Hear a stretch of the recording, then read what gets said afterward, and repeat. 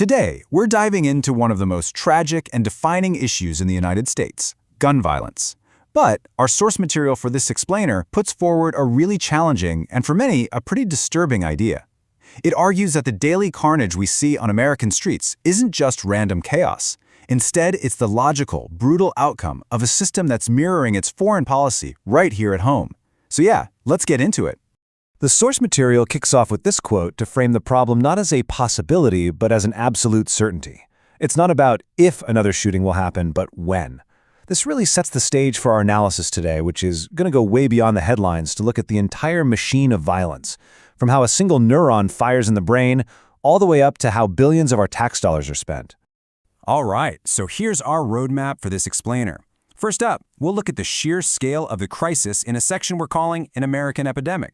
Then we'll get into the nitty-gritty of the science of rage. From there, we'll examine the profile of the perpetrator, then unpack the source's central and most controversial argument in a mirror of state violence, and finally, we'll tally up the true cost of violence. Okay, so to really get our heads around this crisis, we have to start with the data. And as our source material lays out, the numbers, well, they paint a relentless and incredibly sobering picture of a nation that seems to be at war with itself. According to our source material, in 2025, an average of 110 people were shot in America every single day. I mean, just think about that for a second. That's more than 4 people every hour, 24/7. The argument from the source is that this daily toll has become so constant, so routine, that for many of us, it's just become background noise. So this data from EveryShot's AI platform gives us a much clearer picture. Just look at that top line for 2025. Over 38,000 total incidents. Now, the source makes a really interesting point here. It says that while you might have heard media reports talking about a record low in mass killings, that record low still meant that nearly 14,000 people were killed and almost 22,000 were injured. And the source really hammers this home. These aren't just statistics. Each number is a shattered life, a grieving family, and a community left traumatized. And this violence, it's not spread out evenly. This chart shows us that states like Louisiana and Mississippi are consistently at the top for gun death rates. Now, the source draws a direct line from this data to much bigger systemic problems. The argument is that it's no coincidence that these are also places marked by deep-seated poverty and what it calls shredded social safety nets. Okay, so we've seen the what and the where, but what about the why? To even begin to answer that, we're going from the outside world deep inside the human brain to explore the neurological triggers of violence, just as the source material lays it out. So this neuroscientist, Walter Hess, discovered something, honestly, pretty terrifying. He found a literal aggression switch in the brain. As the source explains it, with just a tiny electrical stimulation, Hess could turn a docile house cat into a hissing, predatory engine of rage. And this isn't learned behavior, right? This is a primal, hardwired circuit that exists in all of us. This slide kind of shows how that rage switch fits into the bigger picture. So think of it like this.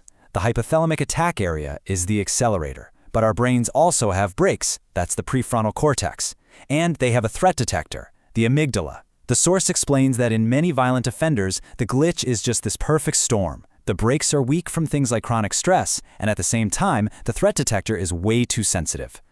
Okay, so we've got this neurological wiring. Now let's add an outside catalyst. Picture this landmark experiment from 1967. Researchers Berkowitz and Lepage made some people angry, and then gave them the chance to give electric shocks to someone else. The result was absolutely stunning. The people who were in a room with a gun, just sitting on a table, gave way more shocks than the people who weren't. This became known as the weapons effect.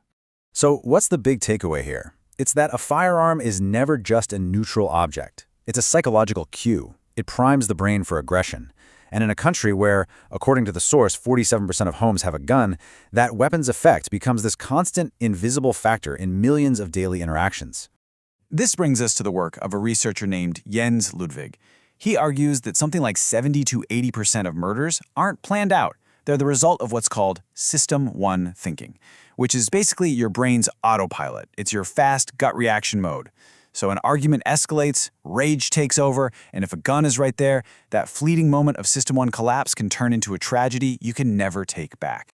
So who are the people pulling the trigger, especially in these horrific mass shootings that grab all the headlines? Well, a research initiative called the Violence Project has spent years trying to answer that exact question. And what they found pretty much dismantles all of our most common stereotypes.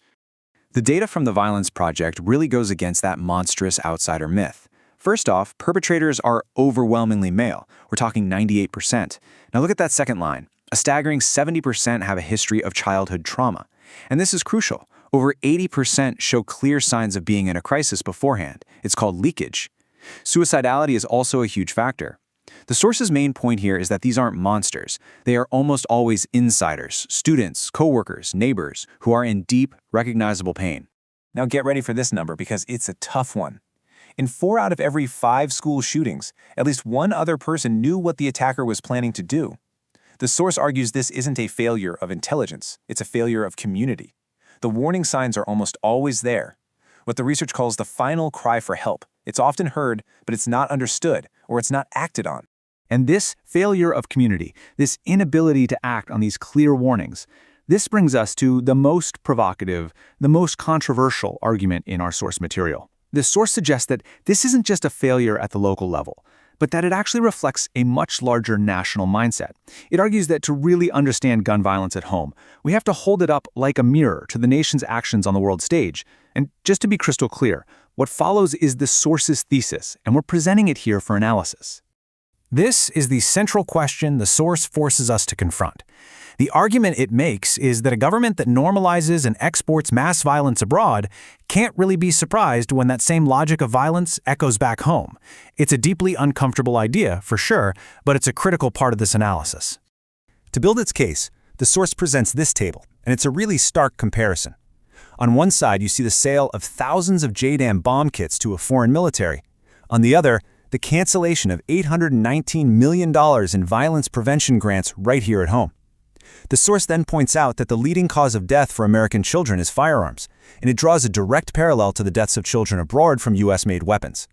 The way the source presents it, these aren't opinions, but a reflection of national priorities, laid bare by the data. Now, the source material leans heavily on the analysis of critics like Noam Chomsky. This quote really sums up the argument that U.S. foreign policy is built on a principle of dominance and control, a mastery of violence that, the source claims, inevitably bleeds back into the culture at home. This timeline traces the grim evolution as the source lays it out. It starts in 1966 with the first modern rampage shooting. Then we jump to 1999, when Columbine basically wrote the media script for shooters looking for notoriety. In 2012, Sandy Hook introduced the horror of high lethality AR-15s used on children. Las Vegas in 2017 brought military-style rates of fire. And finally, the source points to the 2025 targeted assassination of Charlie Kirk as the moment the so-called culture war became a literal one. The cost of gun violence isn't just measured in lives lost. There is a staggering economic and social price that's paid by every single person in this country, whether you own a gun or not. $557 billion. According to data from 2022, that is the estimated annual economic cost of gun violence in the U.S. It's a number so big it's hard to even wrap your head around it. But it's important to know what's in that number. It's the immediate trauma care, the lifelong medical bills for survivors, it's the cost of policing, courts, prisons, it's the lost income from victims, and it's the massive, often uncounted toll on our collective mental health. When the source breaks it down, it amounts to an average cost of $1,700 per year for every single American taxpayer. But after all of this really heavy data, the source does highlight one key spot for intervention, and it goes right back to the neuroscience. Remember that System 1 thinking, that autopilot rage?